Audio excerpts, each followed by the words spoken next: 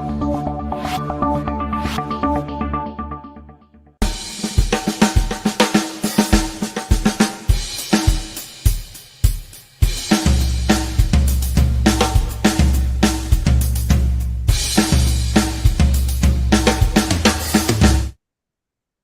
morning, my dear friends from all over the world. My name is Saral Ketan. I'm your co-host for the Daily Huddle. My partners are Giovanni Gonzalez, and we've got two of them here, Tara Heaton and Chase Steele Gray.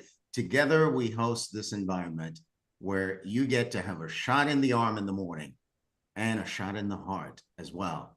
So today's episode is anchored in this question. The number one corporate culture mistake, underestimating the impact of authenticity. We're going to explore with my dear friend, Rex Sikes, why authenticity is crucial in building a thriving corporate culture and how overlooking authenticity might lead to a lack of trust, innovation, connection within organizations.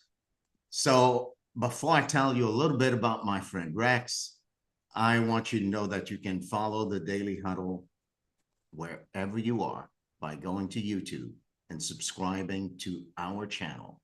You'll get to catch all the old episodes and catch all the new ones, or even catch this one live on YouTube at the Daily Huddle. Well, I might say that Rex is a man who needs no introduction, but you know what? I'm going to introduce you, Rex. I'm thrilled to have you here. You are the mindset master, the attitude doctor, and you're joining us to sink our teeth into authenticity. Rex, folks, has 4 decades of experience in transforming minds and lives. Rex stands at the forefront of neurolinguistic programming, whole brain learning, and the law of attraction. He's the founder of IDEA Seminars and the innovator behind Mind Design. Rex brings a wealth of knowledge, personal transformation, and the power of positive mindset. And if you can look right behind him, you'll see his book. He is the author of the famed Life on Your Own Terms. And today, Rex is here to have a conversation with us to discover how corporations can revolutionize their culture by opening a space for authenticity. Good morning, Rex. It's so good to have you. I haven't seen you in, 2 Sundays? Oh, it's been at least 2 Sundays, and it's great to see you and be with the esteemed colleagues. I'm very honored and humbled, and it's wonderful to be here. Yeah. Well, I cannot think of no better person to have a conversation about the importance of authenticity in organizations, entrepreneurship, and just plain old life itself. And speaking to our entrepreneurs today, I think one of the things we probably can begin to create is this. When asked the question, what is authenticity, Rex? What do you say to that now? I have a few answers, and I hope at least one will resonate with someone. In some philosophies or religions, they would say that the authentic self is the person you were born to be before you were conditioned by society, by the caregivers and the educators and the media and everything, whatever time on the planet you existed. We've always been born into cultures, and those cultures have an impact on us, both positive and not so positive. One of the main points of a society is to make sure that all the society members, follow the rules. They don't get out of line. They're not too far out any which way, So it tends to thwart, individuality and creativity in favor of, toe the line and be a good societal member. Citizen, right? Be a good citizen. Now, in our case, in the United States today, they have a slightly different model. You could be creative, not just too wacky though, but you could be creative if you drive a profit. In other words, if it's a business success, fantastic. If you're just an artist who's out there in the desert doing something you like, people are like, well, that's just some crazy person out in the desert. They're never going to get anywhere. And you know, as we've discovered through history, many of those creatives are revered long after they're gone. So we don't really value, you know, the authentic human without conditioning, because that person has a different agenda or a different purpose, and that purpose is self-expression and self-realization and cooperation and harmony.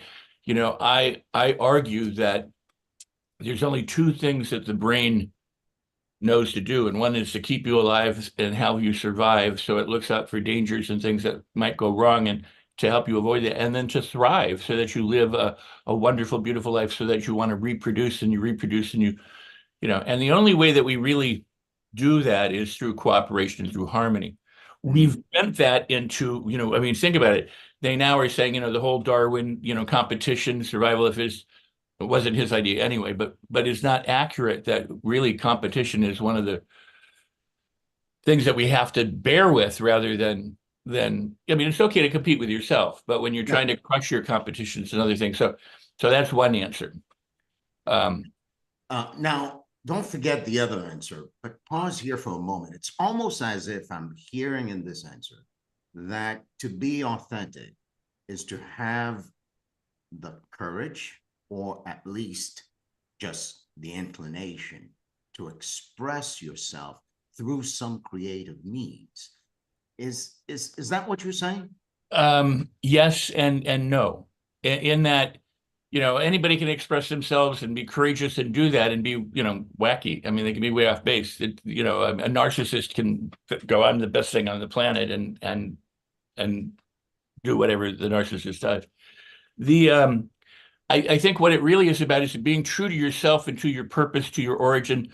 The conditioning, if you understand the conditioning, it's really the courage to wake up, the courage to become aware, the courage to notice when you're suppressing your authenticity. And I would submit that authenticity is the ability to be congruent. It's the ability to be aligned. It's the ability that your values and your beliefs and your thoughts and your words and your actions are all aligned and congruent. So you're actually walking your talk. You're demonstrating by who you are, what you are. What you are. So I love you come back to walking your talk. One of the notions I've been toying with a lot is that, well, if to be authentic is to walk your talk, does it really make a big difference, or matters much that the first thing that someone does is to talk his talk? In other words, what is your talk, Rex? I'll take you, for example. So what is your talk? Like when you say I'm walking my talk, what is Rex's talk? Well, I mean, what a great question. And so let me back up a bit. You can be completely congruent and be completely evil if you believe that such a thing exists. It doesn't mean that just because you walk your talk, you're a good person.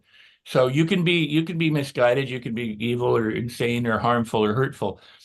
It's about the ability to, if you say you're going to do something, you're going to do it. If you say, I'll meet you at 4 o'clock in the afternoon, you meet the person at 4, your word is your bond. You and I are known, all of us are known by our habits, by our patterns, by what we do, what we say, and what we don't do, and what we don't say.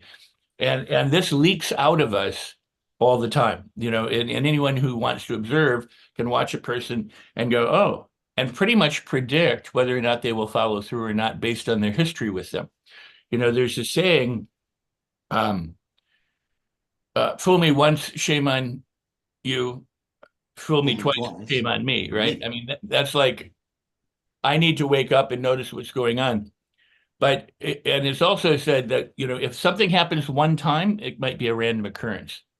If it happens twice, it may be a coincidence.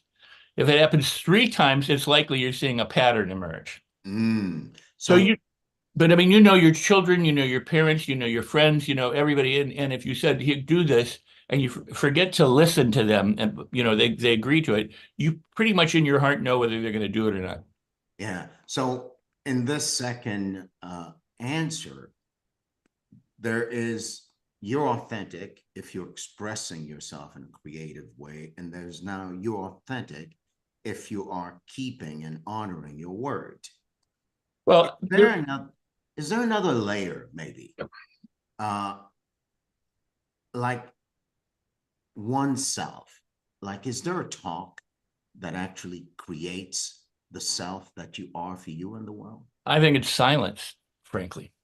I think when you find your true self, you find silence, you find presence, you find energy, you find bliss, perhaps. You find that the thoughts that you normally have and the chatter that goes on between your ears as a normal basis suspends. It's not necessary because that is the conditioning, and you start to recognize, the energy that you are.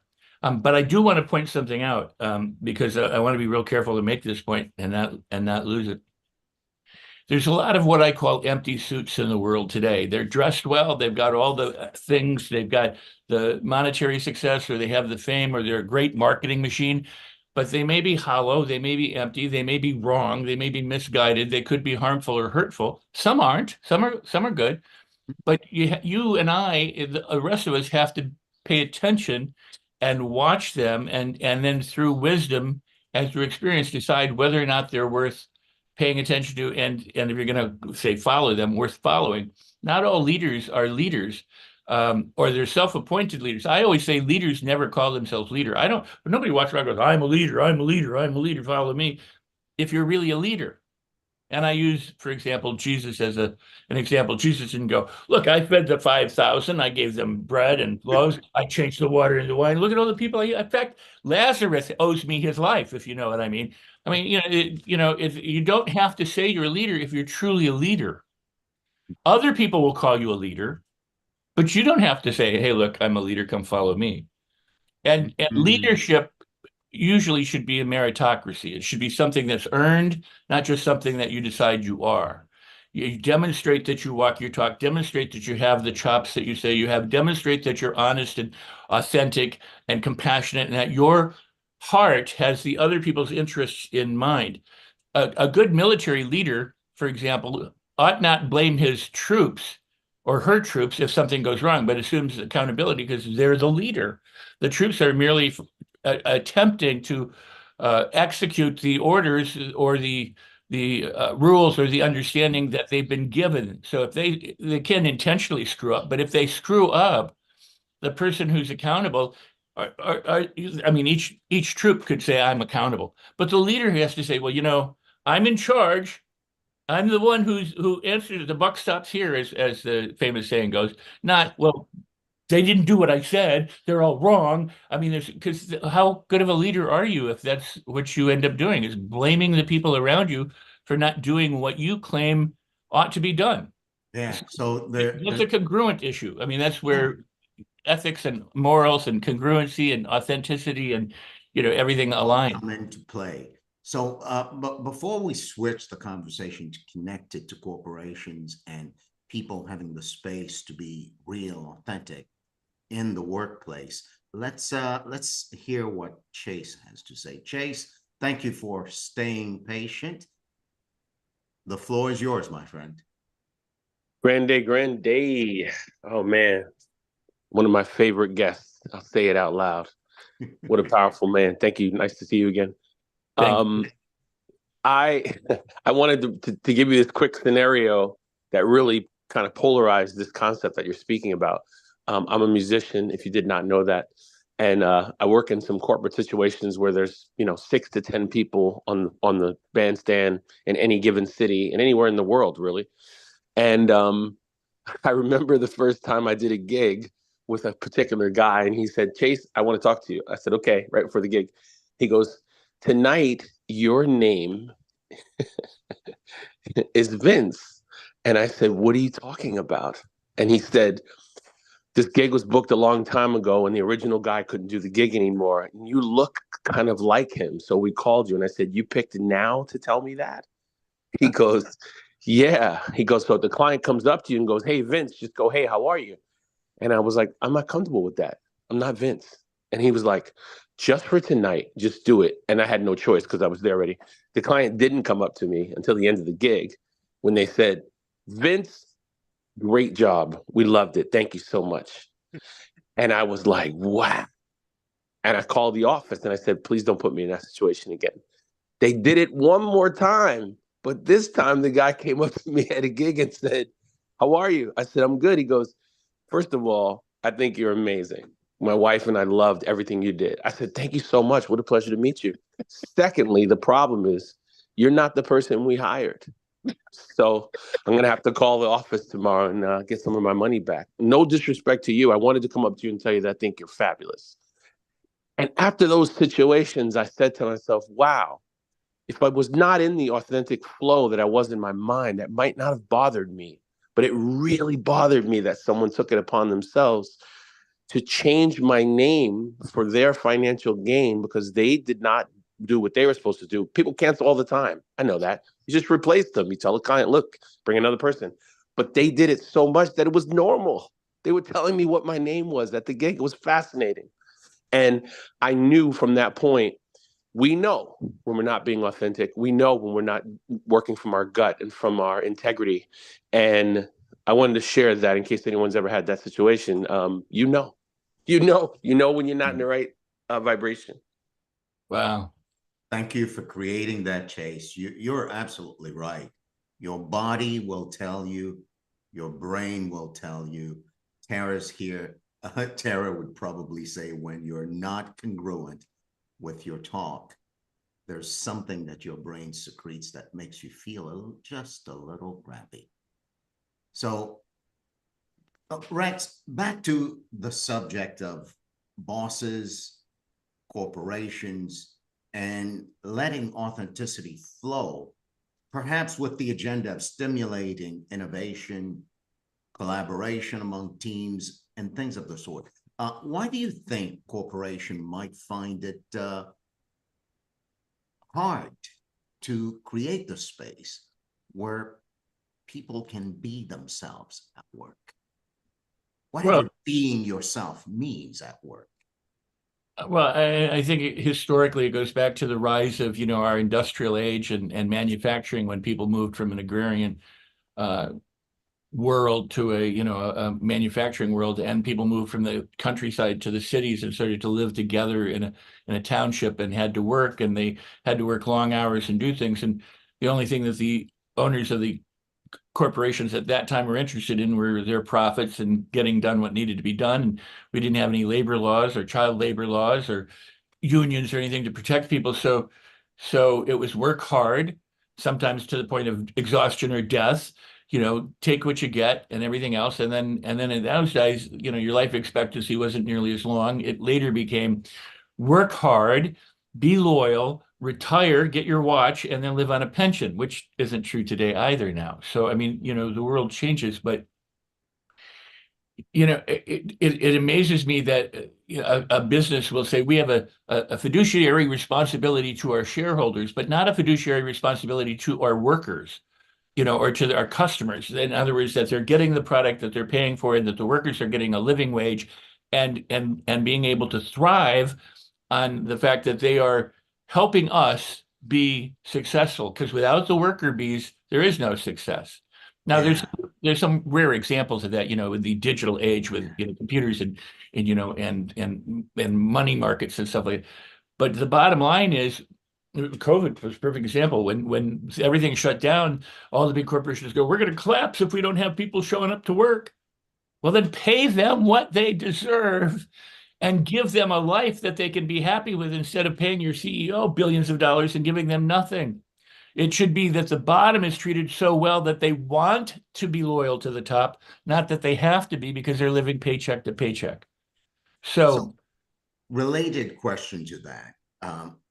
In a world where the vast majority of the economy is driven by small businesses, and the number of such small businesses comprises a number of people who are quote unquote solopreneurs, have you seen where people themselves, having been conditioned, become for themselves the large corporations, meaning that they themselves stifle their own expression in their own workplace? So what simple things would you say to people who are their own bosses to give themselves the privilege and the space to express themselves and be? It's a beautiful question, and I would address it this way: that more and more small shops are being taken over by large ones, And if you are an owner of a small business, they say if you love what you do, you never work a day in your life,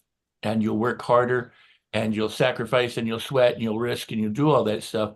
But it isn't a sacrifice, and it isn't a sweat, and it isn't a risk, and it isn't anything, because you're doing it from your passion, you're doing it from your purpose, you're doing it because you love it. And if you're dedicated to others, where you go, my business serves other people, and customer service is the most important thing I can do, is to be good to the people who are supporting my business. I want to give back more than what they're paying for. I want to add value to them. Then I think the business succeeds. And the solopreneur, because I mean, if you look at the world today, so much marketing. It's all about scaling your business, being this and being that, and having this and having that, and being in front of a yacht and having gold watch, and jewelry and all these kinds of things, instead of who are you that makes a difference in the world. It's truly be, do, and have. So be an authentic person, and you'll do the right things, and you'll have what the result of that is. But the way most thought leaders in the marketing machinery that happens today and the social media stuff is, work really hard, sweat, sacrifice, do everything for these things that are status symbols for success: money, boats, cars, homes, jewelry, all that kind of stuff. And then you'll be important. Then you'll be successful. So they have it backwards. They go, if you really want stuff, you have to do all this stuff in order to be somebody.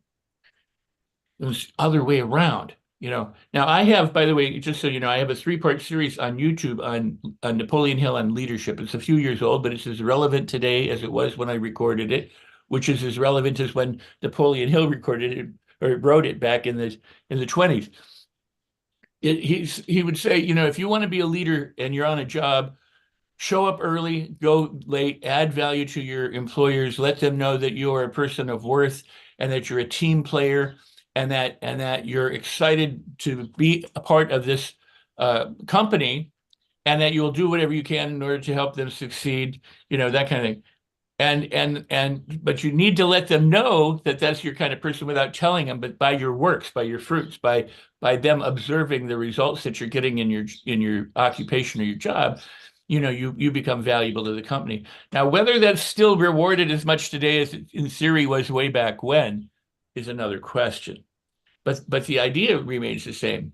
Go the extra mile was always Hill's thing. Be sincere. You can't fake sincerity. You have to be genuine, and you have to have a pleasing personality. And this is the stuff that you oftentimes don't see. You see angry talking heads in suits in front of their cars in their mansions telling you, work hard, sacrifice this, and they're giving you all the wrong messages with all the wrong images, instead of saying you are a person of worth, discover your worth, express your worth, and keep other people in your heart, so that together you cooperate. And through harmony, we build a better business, we build a better community, we build a better world. Well, you can drop the microphone right there, brother. You are a person of worth. Discover your worth. Have people in your heart. Be that first. You'll do things that are consistent with that, and you'll get results that are consistent with that. So we don't get to say, perhaps we don't get to say what the results are, but we do get to say who we are. On that note, Rex, I'm going to open it up for a couple of questions. Giovanni, I'm inviting you to chime in, brother. Are you there?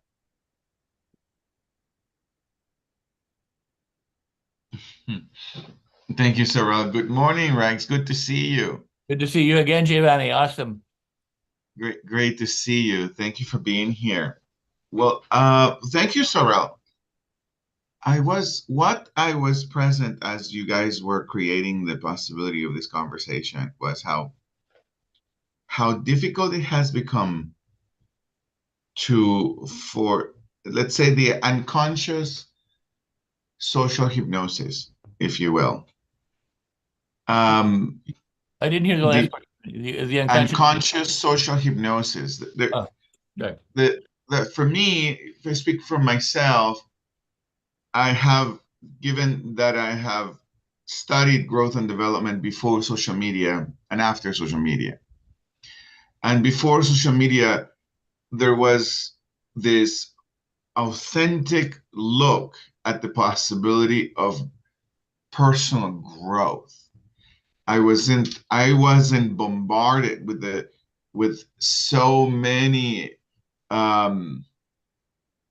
stimulation of comparison. I wasn't bombarded with so much of that. I was, in some degree, yes, I was looking up to Napoleon Hill. Yes, I was looking up to Jim Rohn. I was looking up to Les Brown. I was looking at Tony Robbins. But I wasn't looking up to them as comparing myself. I was looking up to them in some gap for the possibility for me to close them. Now with the power of social media, where I'm being, or human beings like myself, where I'm being mentored by a significant amount of marketing ads. The marketing ads have become the mentor. If you want to become great, then you've got to do these 3 steps. And so then those 3 steps lead to the person with the picture in the yacht and the picture with the car. And even for someone like me, it takes some real consciousness, some real, mindful exercise to disabuse myself from wanting to become like that. And so that, or of not like wanting to become, there's nothing wrong with becoming, of disabusing myself from belittling myself, from not having what I see in the picture. And so, and I'm in this field, and I am in many ways a facilitator for growth and development, and I have those challenges myself, and I have the possibility of a great life in many ways. So I think I find this conversation to be so difficult to actually penetrate the minds who right now are completely dismissing me, who are saying right now, Gio, you're full of shit. You don't know what you're talking about. And I like what one of my mentors used to say, well, this kind of conversations are not for everybody. It's like poetry. Poems are not for everybody. So that's what I was thinking, Sorel. There's no question I had this kind of comment. Yeah, thank you, Gio. Thank you.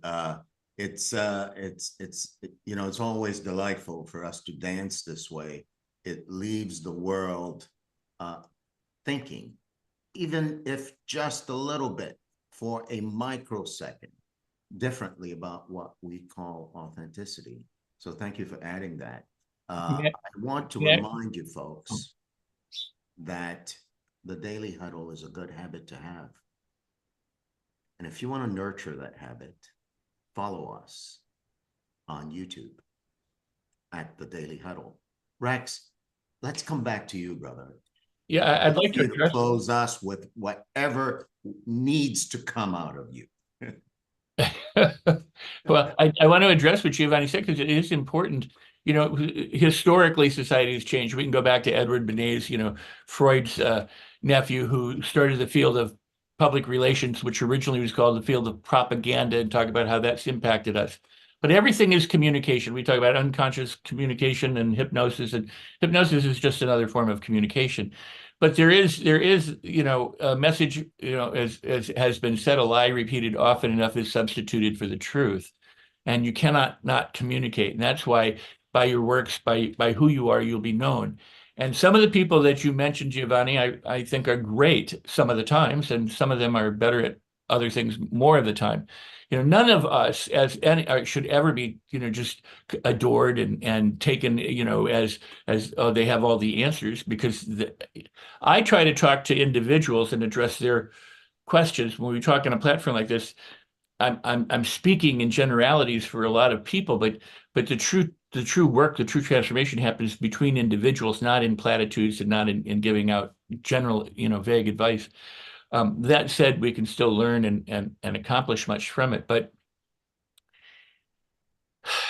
again, it goes back, because it's a very important point. We're bombarded through media and social media to make comparisons of who's better, who's worse. Do I have what they have? I don't have what they have. Therefore, I'm not as good as they are. They're good because they got this. Well, they may be good because they're famous or because they're popular or because they've been there the longest, but they may not be really good. You can have a doctor who's a horrible doctor, an attorney who's a horrible attorney, a scientist who is stupid, but still a scientist. I mean, it doesn't mean because you are, on a platform teaching or presenting or leading that you're a good leader. And sadly, and unfortunately, people are succumb to it because through repetition, through the constant bombardment, through the images and through the subtle communication of, hey, this person is worth paying attention to, when they may not be. We sometimes give our. I mean, you wouldn't have cult leaders around the world being able to get people to do things that they wouldn't otherwise normally do if there wasn't something going on, and usually that's in some form of indoctrination through how we speak and what we do and the practices and the rules that they have to follow. And that cult is no different than the larger society. They're a segment of the society, and because they don't adhere to the society's cultural values, the society goes, they're bad and we're good, so let's stamp them out. And the cult is going, they're wrong and we're good, so let's make sure that we survive and they don't.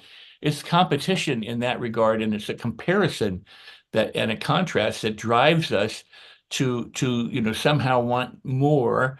And instead of going, you know what, I'm on the planet to have a wonderful life, and it's up to me to figure out how to do that and to work with other people so that we can all be that way. I don't need to rob somebody of what they're doing in order to be successful or to have meaning in my life. I need to find my own meaning and my own authentic self, and then put that out there. And I would wrap it up with this. There's become a huge thing in the self-help world for coaches. Just become a coach, become a coach. Everything is a hack, a shortcut, a fast step, a quick track to success so that you can be, this person of import. So they say, well, if you're 1 or 2 steps ahead of somebody else, turn around and teach them. You're a coach. Well, I'm like, that's okay in your neighborhood, with kids and each other, teaching each other stuff. But do you want a doctor who's like only a step ahead of you in medical school to turn around and do brain surgery on you? I don't think so. Do you, I mean, in other words, when it becomes, or the whole thing about through hypnosis, you can instantly become this powerful person. Well, if that were true, don't you think that they would take basketball players and football players and all those sports, because they get paid more than anybody on the planet, and just hypnotize them in a chair and go, you're the world's best at this. And then the next day they'd get out of the chair and they'd be the world's best. There's a process we go through in living. And we have to kind of, and in today's social media with all of the garbage that's floating around, we have to be able to pick out the value and the truth. It's more masked and more obfuscated than ever. And so it requires diligence, due diligence, and wisdom. And wisdom comes from experience. So it means you get burned sometimes, you learn. If you succeed a few times, you figure out how to win. So both of those are important to the person who wants to get ahead. And if you want to be a leader, then demonstrate that you're a leader by being a good person and leading, and not by claiming it. Thank you, Rex. Thank you, Gio. Thank you, everyone. Time flies on the Daily Huddle. So, Rex, can I interrupt your close just to say that the Daily Huddle is an amazing platform of wonderful people, that everybody who's here today should share it out, and who watches today should share it, not just because I'm on it today, but each and every day that the Daily Huddle is offered to you, there's something of great value for you to acquire, for you to learn, and for you to inspire yourself and others with. So I thank the Daily Huddle for this opportunity. Rex, like an authentic leader, selfless to the core, and always looking out to make a great contribution. Your participation today was, nothing short of that. So thank you for being generous. Thank you for being authentic. And thank you for being available. Thank you. Maybe that's the only thing I need to say to close the show. And I'll say this: love, laugh, eat well, sleep well, stress less, give everything you've got, exercise, and always, always check your assumptions, because what you think you know may be the thing that you need to unknow right now. Welcome home. I love you. Giovanni loves you more. The Daily Huddle is here every day, every weekday, Monday through Friday. So we'll see you on Monday. Have a phenomenal weekend. Thank you, family. Thank you, Russ. Thank you. Thank you. Excellent Thank you. job. Happy Easter Friday. Easter Friday? No, Good Friday. It is.